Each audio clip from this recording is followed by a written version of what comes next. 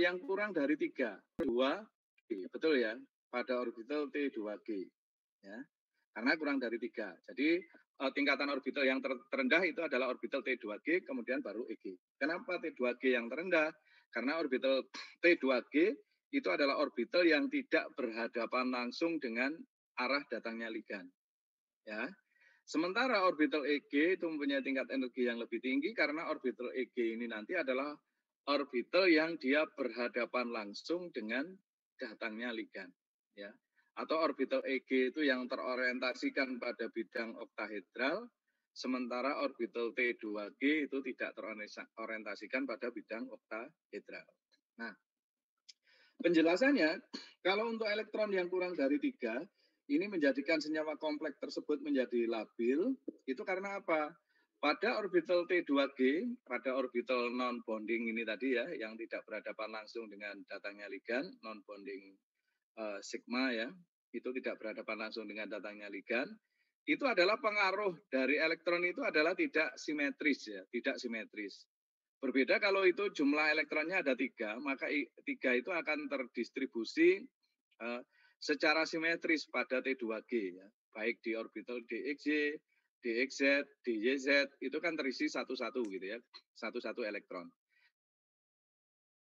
Sementara kalau kurang dari 3, maka pada orbital DXY, DYZ, dan DXZ itu tidak terisi atau distribusi elektron tadi tidak sama. Dampaknya karena distribusi elektron pada orbital non-bonding itu tidak sama, tolakan dari orbital non-bonding ini ke 6 ligan, ke arah 6 ligan itu kan juga menjadi tidak sama ya. Kalau yang dia berdekatan, misalnya satu elektron ini mengisi pada orbital DXY misalnya, tolakan pada ligan yang ada mengandung unsur X dan Z misalnya, kalau itu satu elektron pada DXZ, yang mengandung unsur X dan Z ya pada sepanjang sumbu X dan Z, itu akan mengalami tolakan yang lebih besar dibanding elektron yang tidak mengandung unsur atau yang tidak berdekatan dengan sumbu X dan Z ya. Itu akan seperti itu.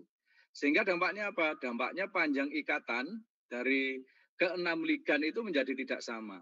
Karena tidak sama, maka nanti untuk menggantikan salah satu ligan dengan ligan yang lain, itu juga akan lebih mudah ya. Karena tolakannya tidak sama, menyebabkan panjang ikatan itu menjadi tidak sama ya. Tolakannya itu menjadi tidak simetris.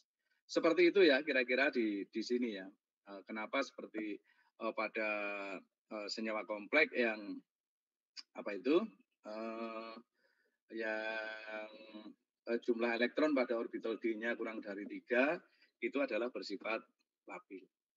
Nah, sebaliknya tadi yang bersifat inet itu adalah senyawa kompleks yang pada orbital D-nya itu adalah merupakan sistem D3. Ini kan menempati pada orbital T2G ya, sehingga di situ ketiga-tiganya itu akan memberikan tolakan yang sama ya terhadap ke-6 buah ligan tadi ya, sehingga di situ tidak ada salah satu ligan itu yang panjang ikatannya misalnya dengan ligan yang lain itu akan sama. Cirinya oktahedral itu kan ke-6 panjang ikatan pada bidang oktahedral itu kan sama panjangnya ya, kan sama panjangnya. Nah, yang berikut itu adalah untuk kompleks low spin ya, D4, D5 dan D6 ya, D4, D5 dan D6. Nah, ini untuk low spin berarti kan pada D4, D5 dan D6 ini kan tidak ada yang mengisi orbital EG ya. Semuanya akan mengisi pada orbital T2G ya. Semuanya akan mengisi pada orbital T2G. Nah, gitu ya. Semuanya akan mengisi pada T2G. Karena tidak ada yang mengisi pada EG, sehingga di situ tolakan pasangan elektronnya itu terhadap ke-6 buah ligan itu juga menjadi tidak terlalu kuat, sehingga di kompleks ini dikatakan sebagai kompleks yang bersifat inet. Sampai di sini bisa dipahami adik-adik?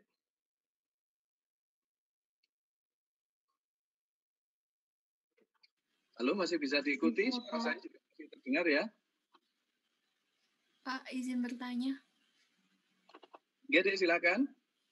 Bagaimana cara kita untuk mengetahui bahwa ligannya itu sudah berganti, Pak? Bagaimana cara kita untuk mengetahui bahwa ligan tersebut sudah berganti ya? Jadi nanti salah satu ciri dari kompleks eh, senyawa kompleks tersebut adalah adanya warna, adik-adik ya. Salah satunya bisa kita deteksi kalau terjadi perubahan eh, ligan, maka di situ biasanya akan terjadi perubahan warna, adik ya. Terjadi perubahan warna dari senyawa kompleks yang ada. Itu salah satu indikator kita untuk melihat bahwa di situ sudah terjadi penggantian satu ligan ya, penggantian suatu ligan. Seperti itu, Dek, kira-kira. Kalau itu secara organoleptis ya. Kemudian yang kedua, secara uji kimiawi kita bisa melihat terjadinya penggantian ligan itu adalah adanya perubahan panjang gelombang ya, perubahan panjang gelombang dari senyawa kompleks yang ada ya. Sehingga di situ kita perlu misalnya kita ukur dengan spektrofisibel ya, spektrofisibel untuk mengetahui apakah terjadi pergeseran bilangan gelombang atau tidak ya, gitu ya. Kalau bilangan gelombangnya tidak terjadi pergeseran berarti di situ tidak terjadi proses penggantian ligan, tetapi kalau ada pergeseran bilangan gelombang berarti di panjang gelombang ya. Panjang gelombang berarti di situ ada mekanisme reaksi substitusi dari ligan tersebut. Seperti itu, Dek, kira-kira. Baik, terima kasih, Pak. Oke. Ada yang lain? Nah, kesimpulannya di sini adik-adik ya, bila dari suatu senyawa kompleks itu kita mendapatkan informasi yang pertama adalah sifat magnetisnya ya, sifat magnetis. Sifat magnetis ini nanti adik-adik bisa menentukan apakah senyawa kompleks tersebut adalah high atau low spin ya. Jadi sifat magnetik itu adalah apakah senyawa kompleks tersebut bersifat paramagnetik atau diamagnetik ya. Itu kita tentukan dengan apa? Besaran Burmagnetonnya itu ya. Nanti harganya di sana ya. Kita diketahui misalnya harga BM-nya, Burmagnetonnya adalah seperti ini, maka adik-adik bisa memperkirakan kira-kira kalau harga BM-nya, Burmagnetonnya adalah sekian gitu ya. Kalau harga BM-nya 0 gitu kan berarti harganya tidak ada elektron yang tidak berpasangan ya. Artinya kalau harga BM-nya sama dengan 0 itu kan berarti semua elektron sudah berpasangan. Sebaliknya misalnya harga BM-nya itu adalah sama dengan 6 misalnya atau mendekati 6. Berarti dari situ kan ada 6 buah, ada berapa elektron itu yang tidak berpasangan ya, ada 6 mungkin ya. Dari situ kan harga BM itu kan bisa ditentukan ya, harga BM itu sama dengan akar N kali N plus 2 ya.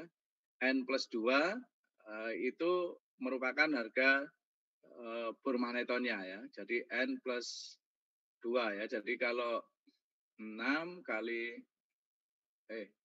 ya 2 N harganya berapa Burmagneton itu ya. Ada yang masih ingat harga BM. Nanti dicari lagi ya rumusnya. Saya lupa kalau nggak salah harga BM itu sama dengan akar N kali